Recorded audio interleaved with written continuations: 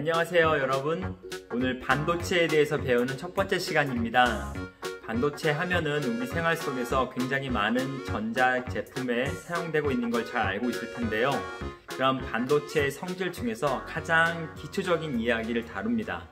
예시 상황을 배우는 것이 아니라 반도체가 어떠한 종류의 반도체가 있으며 그 반도체를 결합한 형태인 P형, N형 반도체가 어떠한 작동 원리를 갖는지에 대해서 배워볼 건데요. 첫 번째 이야기는 반도체 두 가지 종류 중에 우리가 먼저 배울 것은 1번 고유 반도체입니다.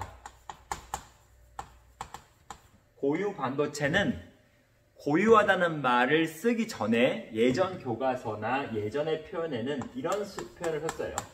순수 반도체. 순수 반도체라는 말을 들으면 그럼 순수한 게 있고 순수하지 않은 게 있느냐라고 생각해야 되는데 맞습니다. 그래서 순수 반도체로 개념을 이해하는 것이 좀 더 편할 수도 있어요. 그럼 어떤 게 있냐면 한 종류의 원소로만 구성되어 있는 반도체를 말합니다. 반도체의 대표적인 원소 실리콘, 규소와 저머늄 같은 경우를 예를 들자면 그림을 한번 그려볼게요. 여기에 실리콘 하나, 여기도 실리콘 하나, 실리콘 하나, 각각 하나의 원자들이 배치되는 거예요. 근데 여러분이 배운 적이 있을 거예요. 바로 화학에서 배웠던 공유결합. 공유결합에 의하면 자기가 갖고 있던 하나, 둘, 셋, 넷, 본인이 갖고 있는 4개의 전자, 그리고 이웃에 있는 규소로부터 얻은 또 하나의 전자. 그래서 옥텟을 만족하는 안정적인 구조를 갖고 있죠. 물론 여기도 지금 다 그려야 되지만 선생님 그리지 않았어요. 이처럼 한 종류의 원소로만 구성되어 있는 반도체를 고유 반도체, 순수 반도체라고 부릅니다. 사실 엄격히 말하면 얘는 시험에서 중요하게 다루는 부분은 아니에요.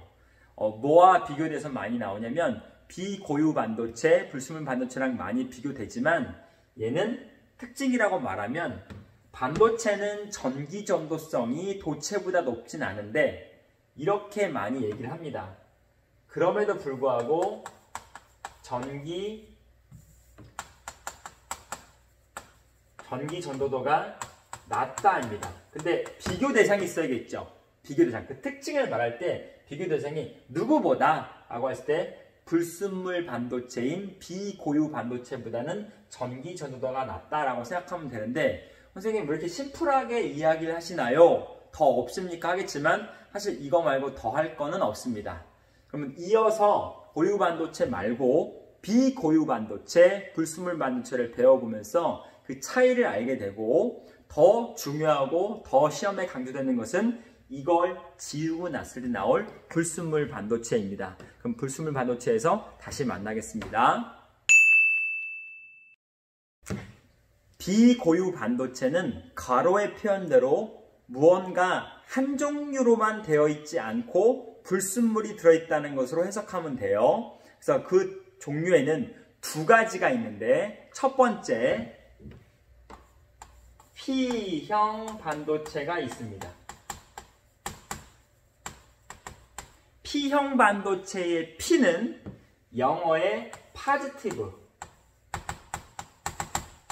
그리고 형, 어떠한 형태를 갖는다는 의미의 타입입니다. 그래서 positive 타입이라는 말을 쉽게 말하면 플러스 마이너스 성질 중에서 플러스를 말하는 거예요. 플러스 양의 성질을 띠는 반도체라고 그 말을 요약한 게 P형 반도체입니다. 그럼 그림을 한번 그려서 설명해 보도록 할게요.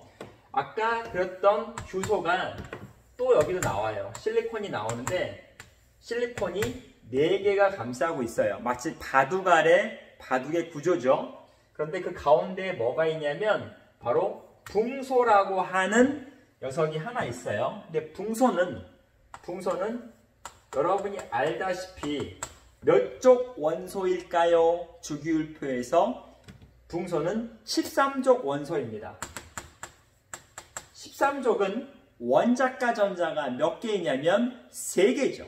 그래서 전자가 3개를 거느리고 있다라고 기억하면 됩니다. 그 상태에서 그림을 그려볼 건데 루이스 점자 점식을 아까 선생님이 그렸던 것처럼 여기도 그려볼게요. 붕소 자기 자신의 전자 하나, 둘, 셋. 그 다음에 실리콘 규소에서 자신이 갖고 있는 전자 하나, 둘, 셋, 넷. 그죠? 이웃에서 빌려온 거죠. 공유하고 있는 거죠. 물론 여기도 그려야 되는 거 알고 있습니다. 하지만 선생님은 이걸 다 그리지 않고 바깥쪽에 있는 것보다 주인공이 지금부터 붕소이기 때문에 붕소를 중심으로 그린 거예요. 그러면 여러분 볼 때 뭐가 하나 좀 부족해 보이는 게 보입니까? 왜냐하면 옥텟을 만족하려면 8개의 전자로 채워져야 되는데 지금 붕소라고 하는 소량의 불순물을 넣어서 어떠한 곳은 규소들끼리로 구성되어 있는 완전한 옥텟을 만족하는 구조도 있겠지만 교과서 그림에 보면 잘 나와요. 하지만 붕소가 있는 부분만큼은 옥텟을 만족하지 않는 상황이 벌어지죠. 그랬을 때 전자가 채워지지 않은 어떠한 상태가 전자의 빈자리가 나옵니다. 전자가 채워져야 되는데 채워지지 못한 혹은 전자가 있던 빈자리를 우린 뭐라고 부르냐면 얘를 뭐라고요? 그렇죠. 양공이라고 불렀죠. 되게 중요한 표현이에요. 양공. 그러면 양공이 있다는 것은 이온으로 말하면 플러스 이온이죠. 양이온이죠. 그래서 양의 성질을 띌 수밖에 없어요. 전체적으로 보게 되면 이러한 불순물 반도체의 불순물 원소가 하나 또 어쩌다 저쪽에 또 하나 있으면 전반적으로 중성이 아니라 밸런스가 깨지기 때문에 플러스의 성질을 띠는 양상이 벌어진다. 이유는 바로 붕소 이 녀석 때문이다. 그래서 포지티브 타입 플러스의 양의 성질을 띠고 있다라고 말합니다. 그러면 얘는 어떠한 성질을 갖고 있냐는 거 말고 어떠한 형태로 앞으로 바뀔 수 있느냐라는 거에 대해서 이렇게 생각하면 좋겠어요. 또 다른 전자를 끌어당기겠죠. 왜냐면 양이온이니까, 양의 성질이니까. 그래서 바깥에 이 주변에 있는 또 다른 실리콘에서 건드리고 있는 전자를 끌어당길 수 있는 능력을 갖고 있다고 보는 거죠. 그 전기력에서 끌려가는 거죠. 그래서 마이너스를 끌어당기는 역할을 하기 때문에 이 붕소를 다른 말로 이렇게 말하기도 합니다. 끌어당기는 녀석, 누구를? 전자를 끌어당기는 녀석 해가지고 억셉터라고도 합니다. 억셉터, ACCEPTOR, 억셉터라고 해서 전자를 끌어당기는 역할을 한다라는 말에 억셉터 역할을 하는 원소는 붕소다라고 말합니다. 여기까지가 P형 반도체에 대한 설명이고요. 그리고 양공이요. 양공이 하나 빼먹은 게 있는데 양공은 아까 말한 것처럼 전자를 끌어당긴다 그랬죠? 전자를 끌어당기다 보니까 전자가 이동을 할 수 있는 여지가 있죠. 바깥에 있는 전자가 일로 들어가지 않습니까? 그러면 전자가 이동한다는 것은 전류라는 것에 의미를 가질 수 있어요. 왜냐하면 전하의 흐름이 전류입니다. 근데 그 전하 중에서도 전자가 움직였단 말입니다. 그럼 전자가 이렇게 움직이는 것은 전류 방향의 반대 방향이죠. 그래서 전류의 흐름에 도움을 줄 수 있는 역할을 하기 때문에 이런 것도 물어봐요. 뭐냐면 P형 반도체에서 전하 운반체라는 말은 전하가 이동할 수 있도록 도와주는 녀석이 누구냐라는 걸 묻는 거예요. 전하 운반체. 근데 이거를 우리 번역된 표현이어서 그렇지 영어로는 캐리어라고 합니다. 캐리어. 전하를 이동시키는데 도움을 주는 녀석. 그게 뭐냐면 다름 아닌 얘죠. 양공. 비어있는 구멍. 그래서 P형 반도체에서 전하 운반체는 누구냐라고 하면 양공입니다. 영어로는 홀이죠. 그리고 양공이라는 표현 말고 또 다른 옛날 책에서는 전공이라는 말도 사용하긴 한답니다. 자주 쓰이는 말은 아니지만 그래서 혹시나 여러분들이 검색어에서 구글링을 했을 때 나오는 게 전공이라고 나오면 이게 뭔가 하지 말고 그 뜻이구나. 전자의 자리에 전자가 채워지지 않은 빈 구멍이라고 생각하면 됩니다. 그래서 전하 운반체가 누구냐라는 것이 중요하고 이 양공이 전류의 흐름에 도움을 주고 있다. 전류의 흐름을 아주 전자가 이동하는데 도움을 주는 것으로 생각하면 너무 좋을 것 같습니다. 선생님이 한 가지 추가할 사항이 있어서 다시 그렸습니다.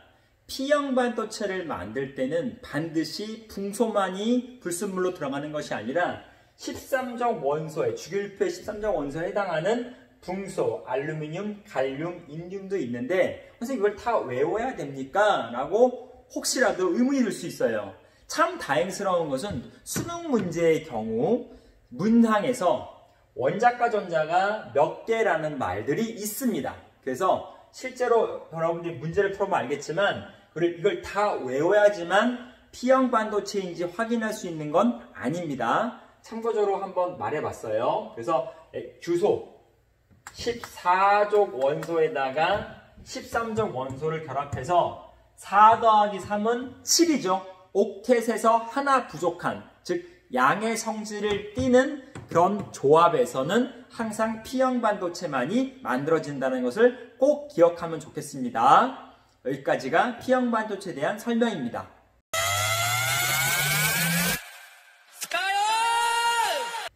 N형 반도체에 대해서 설명을 해볼게요. N형 반도체의 N은 영어의 네거티브에서 왔습니다. 그리고 어떠한 혈액형 할 때 그 형은 타입이 되겠습니다. 그럼 네거티브라는 말은 양의 성질이 아니라 음의 성질을 띠는구나, 마이너스의 성질을 띠는구나 라고 보면 될 것 같아요. 마치 음이온처럼. 그러면 아까 그렸던 그림, 규소로 구성되어 있는 것에서 전자 하나씩 빌려오죠. 그런데 가운데다가 지금 선생님이 뭘 하나 안 그렸냐면 어떠한 불순물을 여기다 넣어야 됩니다. 그 대표적인 불순물 중에 하나는 인이 있습니다. 인, P. 그래서 인을 그려볼게요. 자, 인 자기 자신이 갖고 있는 전자도 그려야 되는데 노란색으로 그려보겠습니다. 그러면 인은 몇 족입니까? 인은 15족입니다. 15족 원소. 15족 원소가 불순물로 들어가죠. 그랬을 때 P2는 15족이라는 말은 원자과 전자가 5개입니다. 그러면 자기 자신의 하나, 둘, 셋, 넷 그리고 어떻게? 하나 더 그려야겠죠? 하나가 남아 라는 거죠. 그러면 옥텟을 만족하고도 하나가 남으니 이것을 뭐라고 부르냐면 아까는 양공이었고 지금은 전자가 남으니까 얘를 잉여전자라고 말합니다. 그럼 전자가 남으니까 누구에게 줄 수 있겠죠. 누가? 인이 나는 전자 남으니까 가져가려면 가져가 했을 때 누군가는 가져가겠죠. 누가 가져갈까요? 전자가 부족한 녀석인 아까 P형 반도체가 가져가겠죠. 내가 마침 하나가 부족한 양공이 있는데 너 나 이거 전자 줘라고 가져가겠죠. 그래서 P형 반도체와 N형 반도체는 서로 결합하게 되면 아주 멋진 일들이 벌어진답니다. 서로 도움을 주고 도움을 받는 일들이 벌어집니다. 따라서 잉여전자가 생기는 이 녀석은 마치 기부 행동을 한 거죠. 나 남으니까 여유가 있으니까 가져가 라고 기부했죠. 그래서 이 원소를 다른 말로 뭐라고 그러냐면 여러분 기부자라는 말의 영어 표현 기억납니까? 도너죠. 도너라고 합니다. 아까는 P형 반도체에서는 부족하기 때문에 전자가 부족하기 때문에 끌어올라고 그랬죠. 그래서 아까의 경우 붕소는 P형 반도체 붕소는 억셉터 끌어당기는 녀석이었고 이번에는 남으니까 주는 녀석 도너가 되겠죠. 잉여전자가 남으니까. 그래서 N형 반도체를 만드는 방법은 15족 원소를 불순물로 넣어서 서로 규소 14족 원소 15족 원자과 전자 5개 합은 9개죠. 그래서 전자 하나가 남게 만드는 겁니다. 그럼 15족 원소로 나오는 것들 전부 다 외웁니까? 아니라고 그랬죠. 아까 문항에서 친절하게도 원자과 전자가 몇 개인 원소를 넣었다라는 친절한 설명이 있기 때문에 다 외울 필요는 없고 여러분 교과서에 보게 되면 질소, 인, 비소, 안티모니 같은 것들이 있어요. 질소, 인, 비소, 안티모니. 안티모니가 선생님들이 잘 안 쓰는 표현인데 이렇게 있어요. 다 외울 필요가 없어요.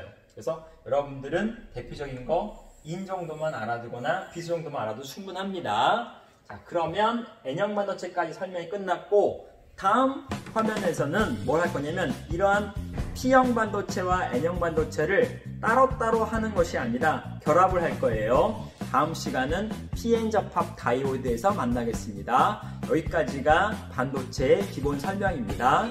수고하셨습니다.